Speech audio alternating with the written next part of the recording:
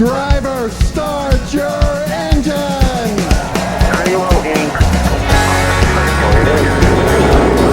flag in the air with road course racing at the Glen.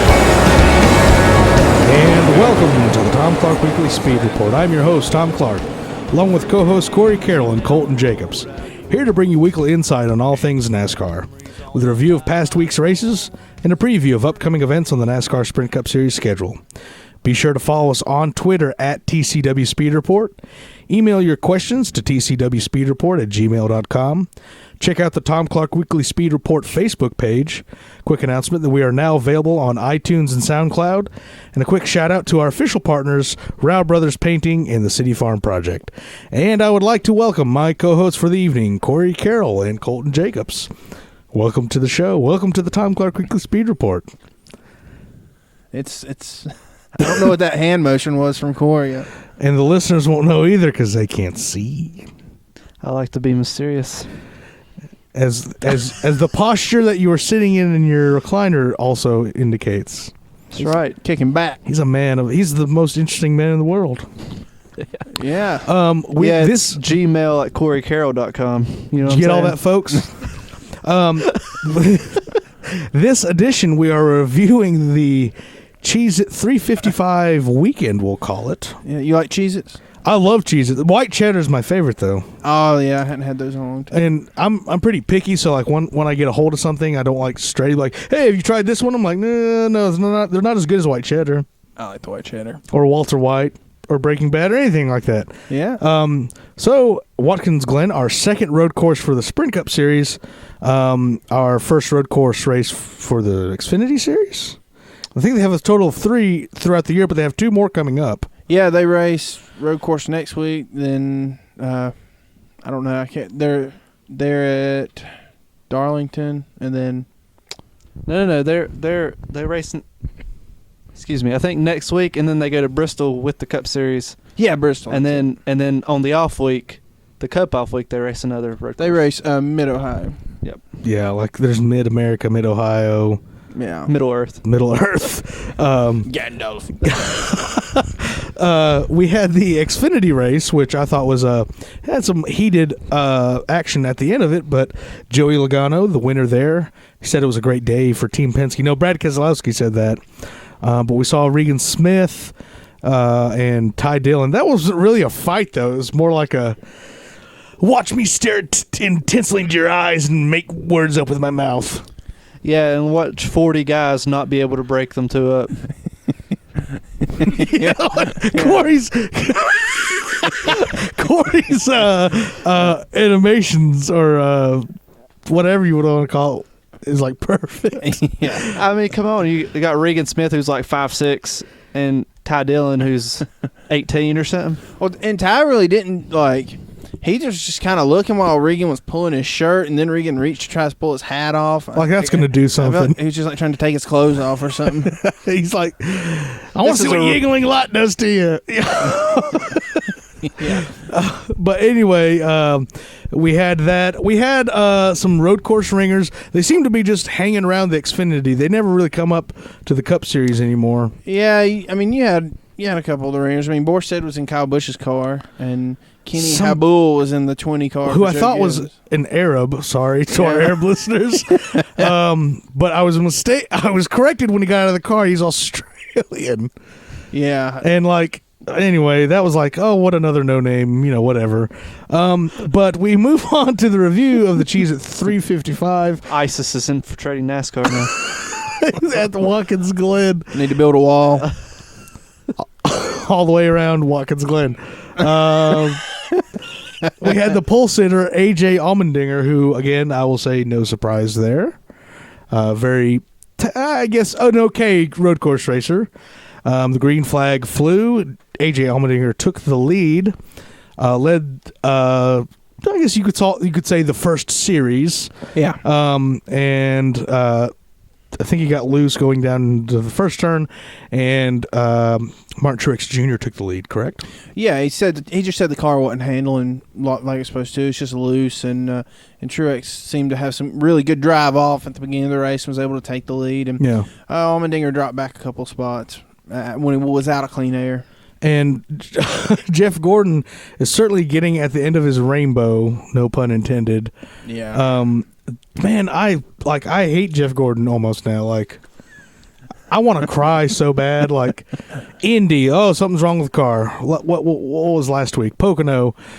He just happened to finish third because everyone was running out of gas. Oh, Yeah. yay, victory. And then, something about the brakes, heating up. I think Hendrick Motorsports has a supply chain problem. Something, shifters go bad. Yeah. Brake systems go bad. But their hoods are attached appropriately. Yes, we. After the first caution, or the first few cautions, at the restart, Denny Hamlin had made a pit stop and got mired back in the pack, running about 35th, and got into the back of. Well, he was speeding on pit road. That's what it was, and so that got him back in the pack. And I can't remember exactly who he ran into, but he just. It was a front row motorsports car. I know that. Was it the 34? I think I remember it being which a yellow. is ironic because they're never on the front row. Back row motorsports. Yeah, but he got into. I think it was a 34. And it just in the hood was like crumpled up his hood, but then like it was like what? I don't have a sound effect button, so I got to make them myself. And so, it was just funny to watch him like drive around with the hood float up. That looked normal around here in Burt County, like a pickup truck. Yeah. Don't look now, that's all I can't see. He was naked as a jaybird, something like that. So they came in. I did not know this, that the hoods are now made of carbon fiber. So they replaced the hood, but the tethers were still attached. And when he drove at a fast speed, the tethers, they ripped apart and landed on the track, and thus bringing out another caution. Second time in 3 weeks for him. For Hamlin. So the first half of the race went pretty quick. I mean by lap 45, things had settled out after those first few cautions, and the talk of strategy began. Yeah, did that, that backward strategy stuff. They've been doing if we don't weeks. go forward soon, yeah, I am gonna lose my stuff. I could have said something else, but Keep your stuff over there. Okay. So I missed the second half of the race. Apparently, you guys say there was really nothing to miss. Well, there was. It depends on what you want to say, want to define like action and excitement as. A lot of people don't like fuel mileage races and don't like strategies and stuff. I do. I do like to see drivers and crews and stuff push to the end and take gambles on fuel and stuff. So I enjoyed it, but that's basically what the second half of the race was, because you had the leaders pitting around, like 50 between lap 51 and lap 58, in between cautions and whatnot, and they pretty much stayed green till the end. From there, unfortunately for the ones who had came in, like Kevin Harvick and Martin Truex, or excuse me, not Martin Truex, but Matt Kenseth coming in lap 51, having to go 39 laps, green flag mostly, and that kind of puts you on the edge of your seat. But as far as like any like on track like action, beating and bang or whatnot. It was pretty tame. Rick Allen certainly added some excitement to it by saying, "Oh, there goes Logano!" I'm getting mauled right now. So, congratulations to Joey Logano on winning the Cheez-It 355 at the Glen, or at Watkins Glen. It is second win of the year. Pretty much locks him into the chase. Kyle Busch finishing second, I believe. Yeah, he was second. When they were doing all the pit strategy at the end of the race, because you had like 4 different groups of pit strategy. You had, like Corey said, you had Kevin and Matt up front who had pitted around lap 51. And then you had Truex and Kyle Larson and Dale Jr. who pitted around lap 53 and were banking on a lot of those 5 were mainly banking on caution laps. Then you had Logano around 10th or to 14th. Those guys who pitted during the caution around lap 59. Mm-hmm. And then you had Kyle Busch and them who pitted. I think it was like around lap 62 or 63, something like that. And he was all the way back in 21st. And you saw it just kind of ended up, Harvick ran out, Kenseth and Jr. and Larson were having to save. And while Logano and Kyle were charging up from the back, and Logano won, Kyle finished second. So it looked like the tires and the fuel safety was what won out. The fuel safety? Yeah, the fuel safety. I don't know what I'm trying to say. The safe fuel strategy. That's what I'm trying to say. Yes, the safe fuel strategy. We saw Kyle Busch now is in the top 30, which makes him chase eligible with his 4 wins this season. So congratulations to Joey Logano by winning the Cheez-It 355 at Watkins Glen. We'll take a listen to his post-race audio now. Marty. Joey Logano pulls into victory lane. He gives Penske their first win at Watkins Glen in the Cup Series. Now just 2 tracks where they haven't won at. Joey Logano, the road course king in Watkins Glen as he sweeps the weekend. Gonna hand him the broom and sweep it up. An Xfinity Series win and now a Cup Series win on the road courses. Where'd all this road course prowess come from all of a sudden? It's taken a while, but man, what a great show, Pennzoil Ford. We're patient and methodical all day long, and I felt pretty sure the 4 was going to run out, and then it got to the last time, like, shoot, he's not running out, so this might not work out for us, but he, right at the end there, was able to get by him. Makes up for last week. We lost the race this way, and now we won one this way, so couldn't be more proud of these guys. First time I ever swept the weekend. We never thought it would happen at a road course. This is the coolest weekend of my life. Walk me through that last lap. You nearly lost it in turn 1. And then your reaction when Harvick runs out of fuel. Yeah, I mean, the last lap, I went in the one and just thought, man, I got to just drive this thing as hard as I can. And wheel hopped in there, lost a little bit, and he ended up running out and just got by him. But, yeah, he gave us a good shot there at the end through turn 11 after he ran out of gas, just trying to, I guess, his last ditch effort for him. But, man, what a cool race. And, I mean, every driver wants to add a road course victory to their resume, and really, really neat to be able to add this one. There was not a lot of talk about fuel on your radio, so how hard were you pushing Kevin Harvick? Hard as I can go. The whole run, I was just trying to pick him off one at a time. I was really, really good through the bus stop, so I was trying to use that to my advantage to pass cars, and we were able to kind of pick our way through it, but then, Harvick, once I got to him, he picked it up. Like, you can tell he was saving fuel, and once I got close to him, he started going faster and lost a little bit, but that was just the coolest win to win at this place. Is obviously, I think Shell and Ford, Coca-Cola, everyone, AAA, Auto Trader, AutoZone, all those guys that help us out. This is a dream come true win here. He came into the weekend with 0 road course wins to his resume. Now he has 2. Joey Logano sweeps the weekend at Watkins Glen. So that pretty much locks him into the chase. I mean, he's pretty much locked in since Daytona, but they kind of wanted that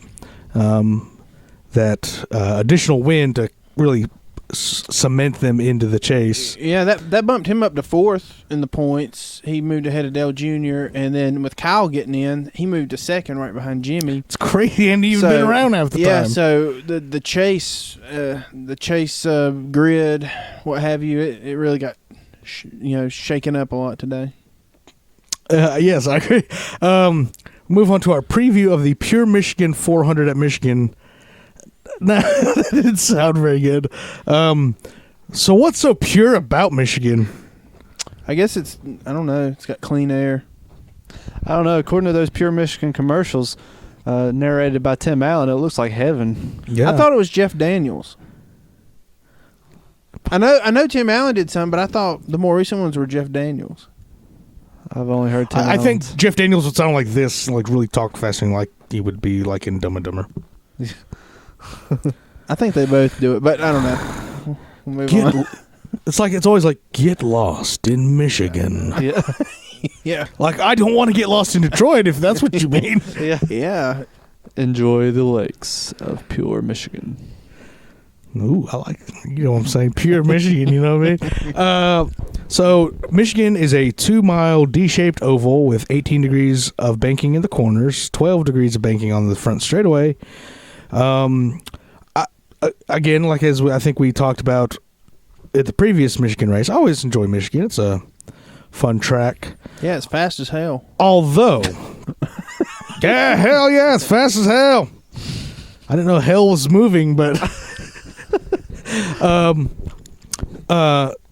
although this race will be different for a lot of reasons, but one main reason is that they are also going to use the Indy Aero package with a 9-inch spoiler, 1-inch wicker bill, higher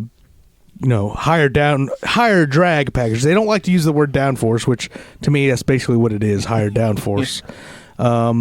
Which I think will be another bust for NASCAR.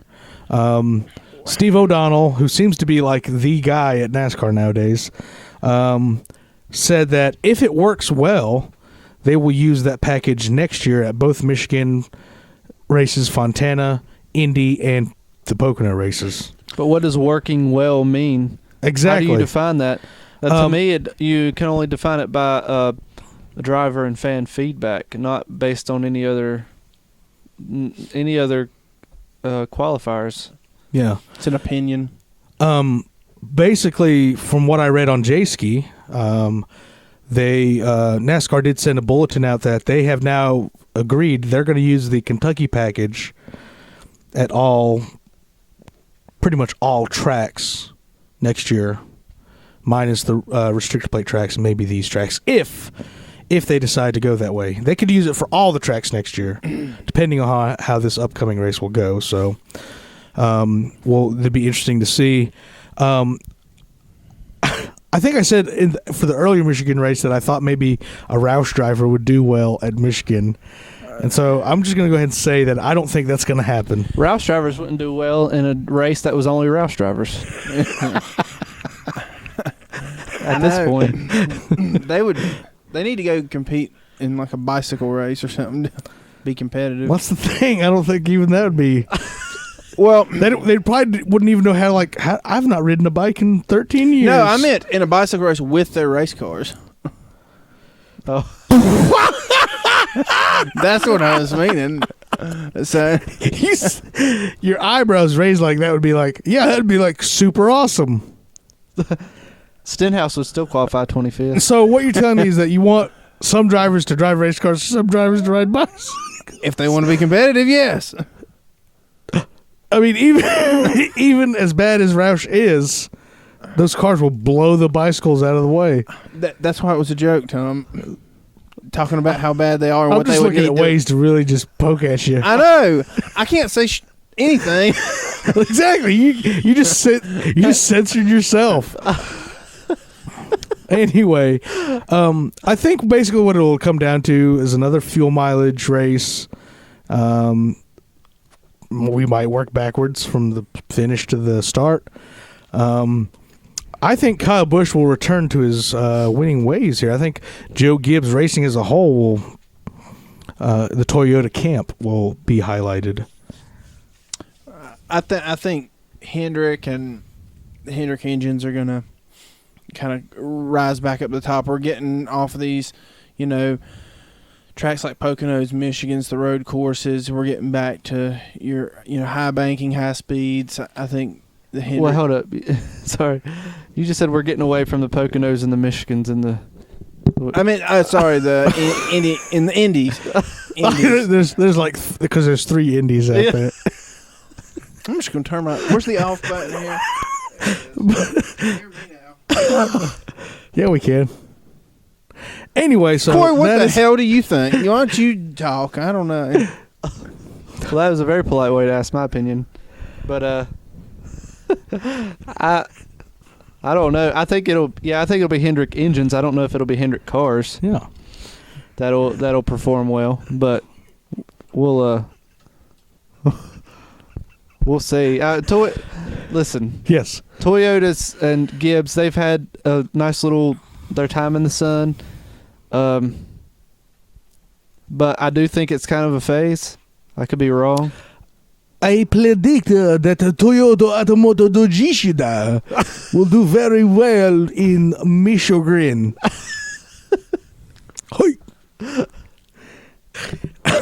So that concludes our preview of the Pure Michigan 400 at Michigan. We go ahead and take a look at the fantasy standings. And man, Cole, you're getting ahead. You've already got Bristol labeled too. Can I go ahead and make my picks for that too? Nope. You just got to stick with Michigan. Okay. Now, I won this week. All right. Yeah. I didn't know that. Yeah. So How does that feel? Pretty good. I mean, I got 3 wins so far. That's not too bad. You have the most winning. No, you and Corey are tied with 3 winning picks, and I've got 2.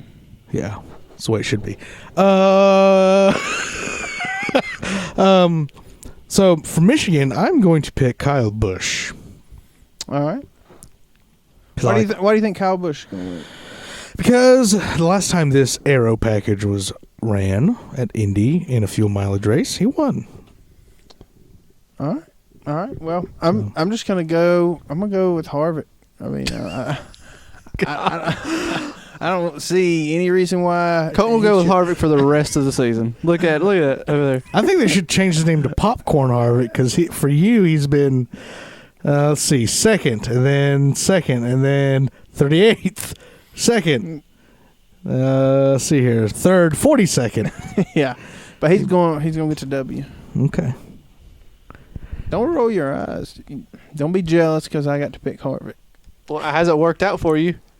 He finished 3rd at Indy. He should have won that race. That's irrelevant now. All right, so in that case, I will go with the elder Bush. Ooh. His dad, Tom? Yeah, Mr. Bush. Well, you better hope there's rain. I'm going with George W. I'm voting for Jeb. I don't know who I'm going to vote for. I might vote for... Did you watch the debate? No, because this guy... And I'll go ahead and give him a quick shout-out on our podcast. The guy you went on a date with? No. His name is Robert Knipe. He's a former teacher of mine at Catawba Valley Community College. And if he listens to it, big deal. He's like the opposite of extremist conservatives. Oh, he's a slobbingly liberal, but he doesn't think of himself that way. He thinks of himself as a truthful progressive.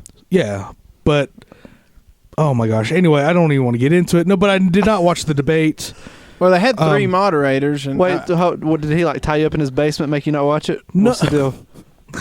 What does he have to do with you not watching it? Well, 1, because I didn't know it was happening, but 2, when I checked Facebook, it was every minute he was just it was like Twitter but with Facebook, saying, "Oh, look at the Republicans." I live tweeted it. That's funny you mentioned that. Cool. Yeah. I'm voting for Jeb. So wouldn't be a bad pick. Oh, okay. Yeah, he seemed very confused. No, I said it wouldn't be a bad pick. Oh, it wouldn't be a bad pick. Okay. But I think we need to stay the course. I was joking with taxes with Corey because they had the 3 moderators, and I just think it was funny if it was the 3 guys from the Fox booth moderating the debate.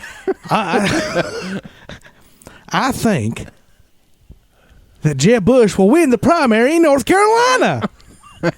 I don't know, Larry. That Donald Trump. I mean, he's got a fast talking mouth right there. I think he'll win this race. He'll D-I-Do up to the polls. Yeah, he came in with weeble wobble out the curtain. Weeble wobble out of the curtain. Then Mike Joy, 13 Republican candidates under a blanket or behind a curtain. This could be the greatest debate ever, which it actually was, according to the viewership. 24 million people. I'm sure the smart progressives were watching it for entertainment because all people that are conservative are stupid. Yeah. Not.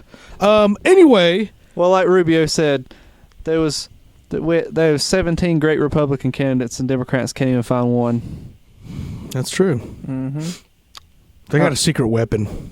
I'm Republican. To all our listeners. Yes, I'm Republican too. Please still listen to us if you're a Democrat. I love Democrats. Hey, people. Democrats are yeah, they're okay.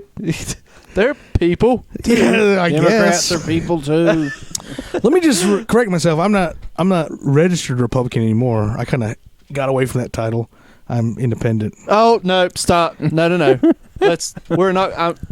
We're not going to get into registered independence. Okay. So that concludes our fantasy picks, and we move on to our political analyst Corey for our trivia round. Yeah. Oh yeah. Dun. Are you? I only do it to like people who are not registered independent. I'm registered independent too, Tom. Okay, so don't feel bad. I'll just do this. All right. I'll trivia myself. Wait, no, it's Colton's turn to read the thing. Yeah, Colton. I need to get my reading glasses. Remember, sound it out. Sound it out. And then put it together. Take your thoughts and just put them into words.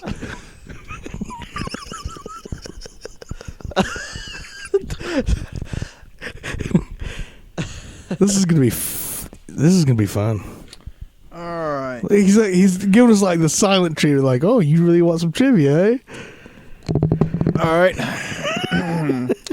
Tom. Yes. Multiple choice. Which NASCAR Sprint Cup Series regular teamed up with Oswaldo Negri? I think that's how you say his last name. John Pugh. Why'd you pick a question you couldn't read? And Justin Winslow to win the 2012 Rolex 24 at Daytona. Dale Earnhardt Jr., Robbie Gordon, A.J. Allmendinger, or Juan Pablo Montoya? Ooh, that's a tough one. I think I'm going to go with A.J. Allmendinger. Correct. Yay! A.J. Allmendinger drove the final leg of the 2012 Rolex 2400. Well, how many legs were there? There's like four, right? Yeah, 4 legs. 4 6-hour legs. Okay, no one... I was wanting to, try to be funny there. But All right, Corey. At which track did Dave Blaney earn his first pole in the NASCAR Premier Series? Daytona, Rockingham, Las Vegas, or New Hampshire? It was Rockingham. The Rock. On February 23rd, 2003, he sat on the pole at Rockingham with a speed of 154.683. Have any of y'all ever been to Rockingham? no. I was able to go twice right before they left there. It was a very, looking back on it, it's very odd, like, time to go see a race because Kind of new. it was in February. It was I went to the February one time and the November one time, and they were both really cold. And I'm not used to going to races and being cold, except for Talladega. I think that if just real quick, I think if maybe those had different dates, I think that would still be a fixture on the schedule. Well, there's nothing wrong with it. I mean, I was just saying if it was maybe like at an April or a July, who knows? Yeah, but for some reason nobody wants to come down south in the summertime. Or go north like right after Daytona and let's go to Rockingham. Yeah. Let's go where it's colder. Yeah. All right. Like Colton's heart. That was a cold-hearted statement there, Tom. Tom, which driver's pit crew won the 2011 Sprint Pit Crew Challenge?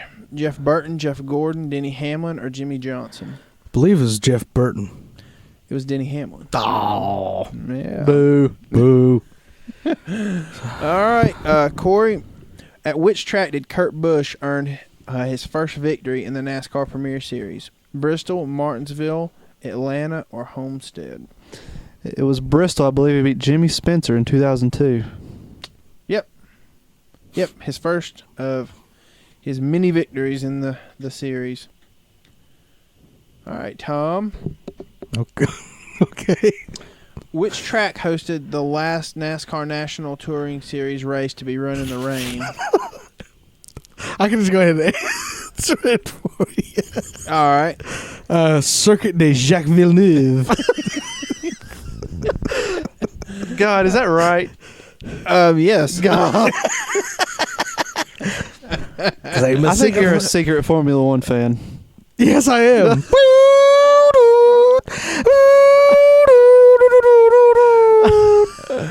Lord.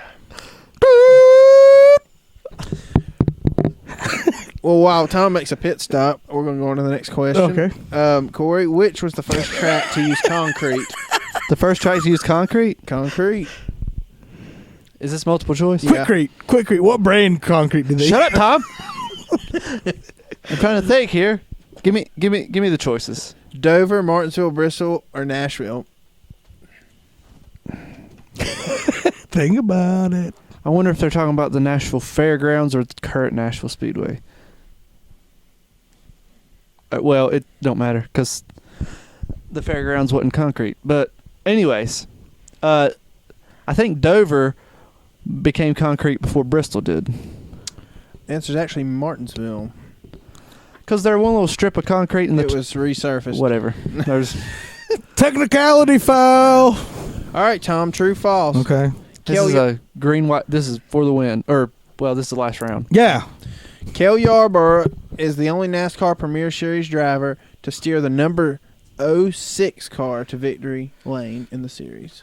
I'm gonna say false. It's true. Yeah. So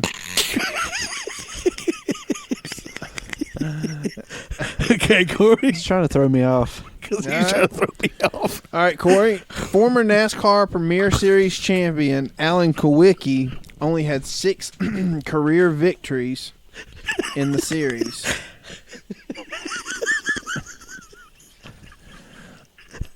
I'm tired of having NASCAR Premier Series in every single question. Because they don't know. Oh, this is true-false. I thought that was more true, to it. false, true, false, true, false. Only Alan Kulwicki only had 6 victories. I'm gonna say false. I think he had less. False. Alan Kulwicki only had 5 career trips to victory lane. One of them coming in 92 when he won the championship, one in 88, 90, and 91. So Corey, I have the power. Corey wins. Now, I think they say premier because someone might dig this up in an archaeological dig like 500 years from now, and it might not be the Sprint Cup Series then. Well, it won't be for sure. Yeah. Okay, so congratulations, Corey, for winning our trivia round. And we move on to Colton Jacobs for our Green-White-Checkers round. And I like how your notebook has a checkered pattern to it. Yeah. Yeah. That's, Very nice. racing, Very nice. racing themed. How much? All right. Tom's got the giggles tonight. Just go.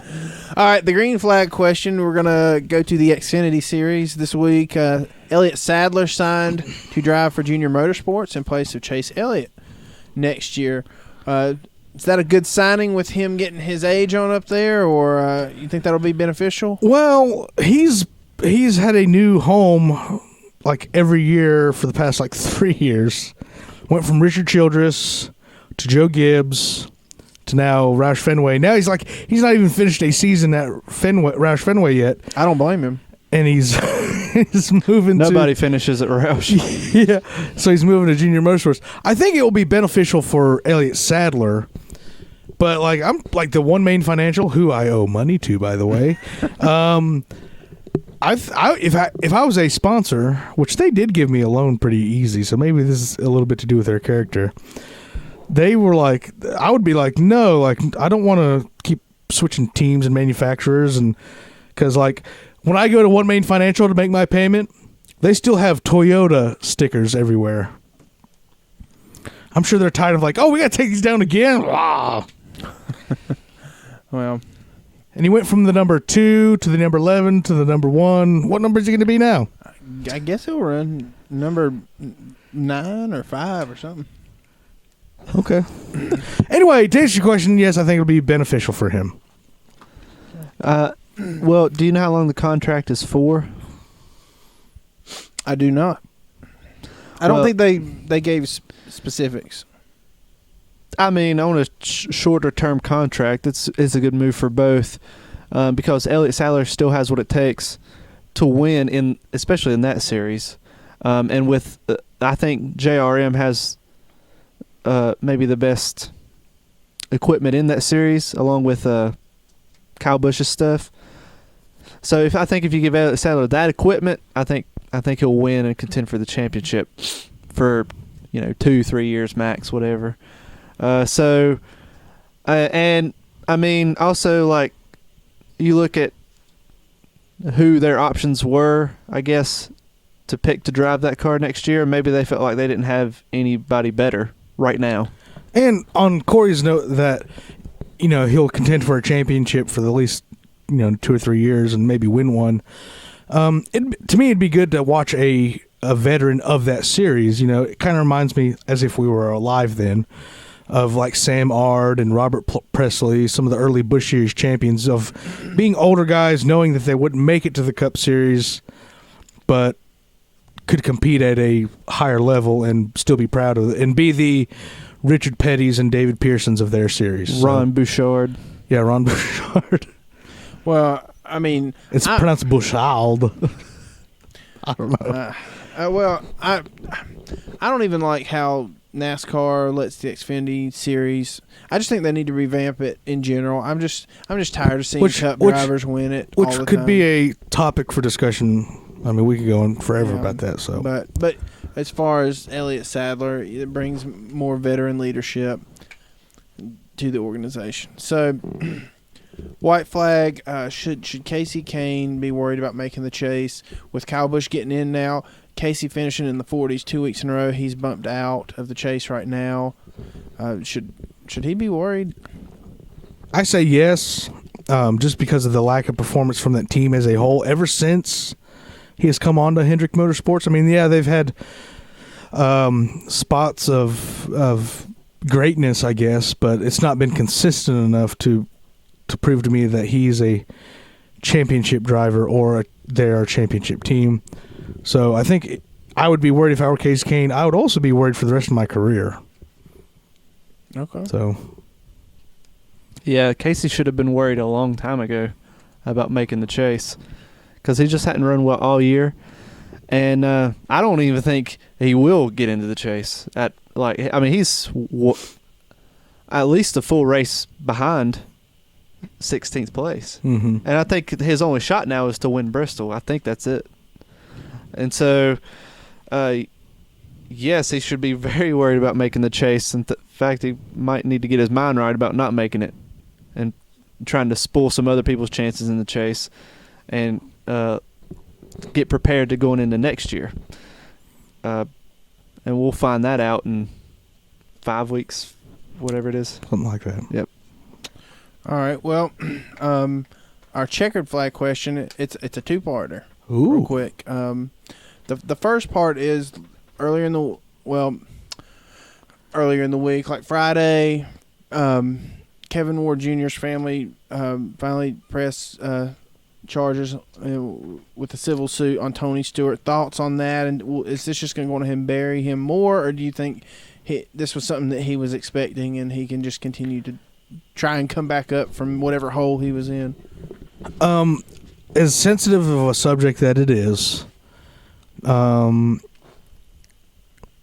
thoughts on it are, I think it's a bad move on the family because the incident was fully investigated by the local police department, sheriff's department, everybody involved, and their consensus was they didn't see that Tony Stewart had a bad motive or that he even intended to do such a thing.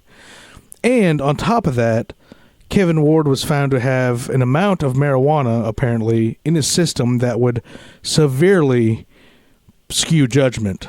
I mean, to the point where, it would almost be normal to see someone do something that erratic.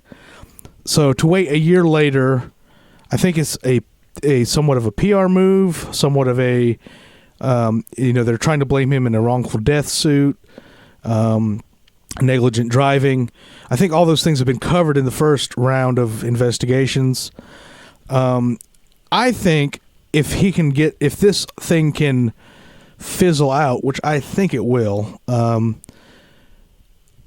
I don't necessarily would say it would give Tony Stewart closure, but it will allow him to clear his mind. I feel bad for Tony. I mean, just overall, I feel bad for Tony.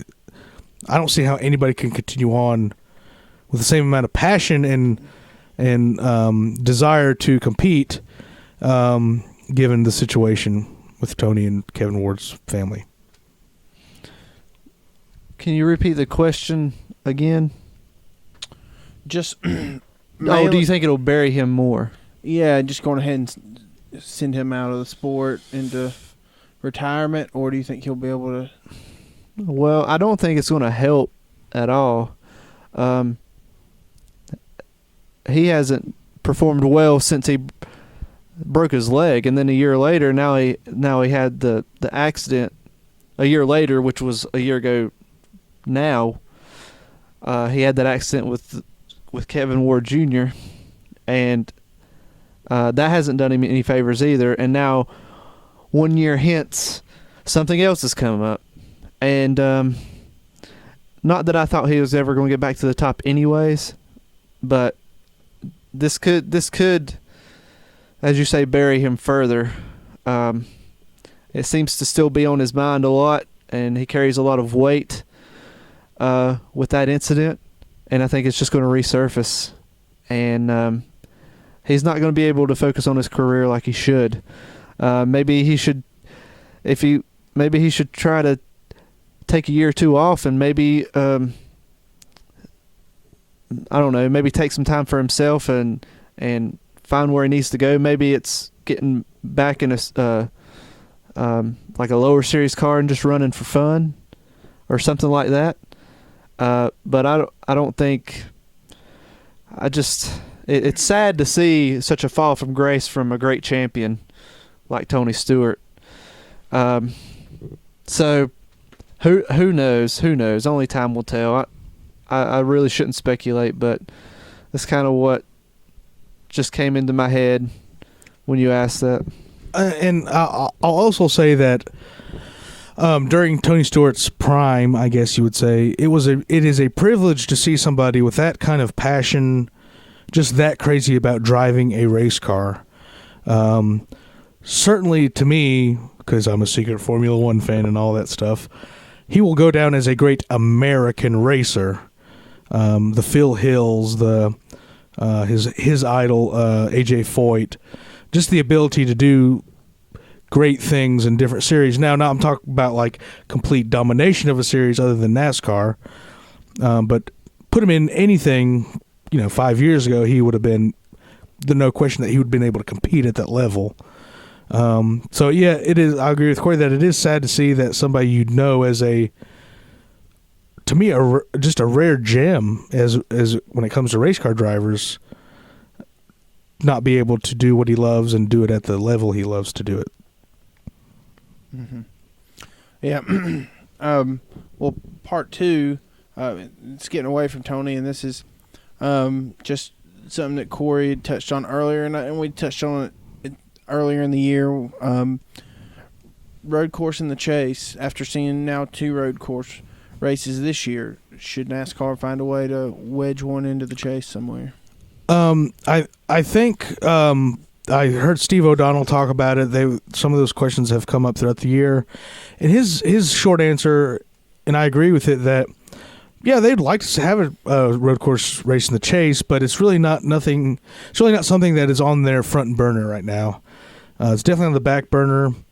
I know Brian France, the whole group at NASCAR, wants to continue to make the Chase a better thing, but I don't think fans are biting their nails saying, if only, we had a road course in the Chase. That'd be like, NHRA has a version of the Chase in elimination. I mean, how many different drag strips can you throw into something? It's a straight line every time. So, other than the 4-wide nationals at Charlotte, but so no, I don't think it's that big of a determining factor of whether a Chase is good or not. Here's my problem with a road course being in the Chase, especially when you have to before the Chase, is that all it takes, and not knocking these guys at all, they're doing what they do best, but you get a ringer to win a road course race, and then all of a sudden he's in the Chase. Okay, now that a road course is in the Chase, he's liable to win that and take what do you call it? A spot? A spot like a yeah, like a spot in the next round away from a driver who probably has contended better all season. Yeah, overall was probably had a better shot at. Yeah, and the only solution to that would be to put it later in the rounds, but I don't think you want to put a road course late into the chase. If it's going to be in the chase, it needs to be early. The only solution I would say is to make the maybe one and only road course in the chase, so that no ringer can win their way into the chase. But then you'd have to take away a Watkins Glen or a Sonoma, and that's not going to happen. And it shouldn't, because they're both great road courses in their own right. So that's my issue with a road course being in the chase. It's a fun novelty, but it shouldn't determine a champion. Yeah, I agree with Corey in that. I've heard other people say that, we need more road courses, and I say no, because NASCAR in the realm of motorsports is a niche. It's its own. It has its own identity of being strictly an oval series. That's the way the sport started, in the sense of that's where they competed, on oval tracks, on dirt tracks cut out in fields from old moonshiners. I view road course racing, as important as it is, as more of a novelty than an actual serious thing taken by NASCAR fans. Because the fact of the matter is, these cars aren't built, no matter which way you look at it, they're not built to go left and right. I mean, they're all left side weight, and the way the camber is, that wheel, you have to turn the wheel to the right to keep it going straight. I'm not saying that we should get rid of road courses, but I think my plate is full at 2. Yeah, I mean, if they're going to find anything to add to the chase, my vote's short tracks. More short tracks, yes. More short tracks in general with the series, but having only Martinsville in the chase as a short track, I mean, I think you need more short tracks in general on the whole circuit. Yes. Very well said. Very well. And that concludes this edition of the Tom Clark Weekly Speed Report. Remember, you can follow us on Twitter at TCW Speed Report. Email your questions to tcwspeedreport@gmail.com. Check out the Tom Clark Weekly Speed Report Facebook page. We are now available on iTunes and SoundCloud. Quick shout out to our official partners, Rao Brothers Painting and the City Farm Project. This is your host, Tom Clark, signing out.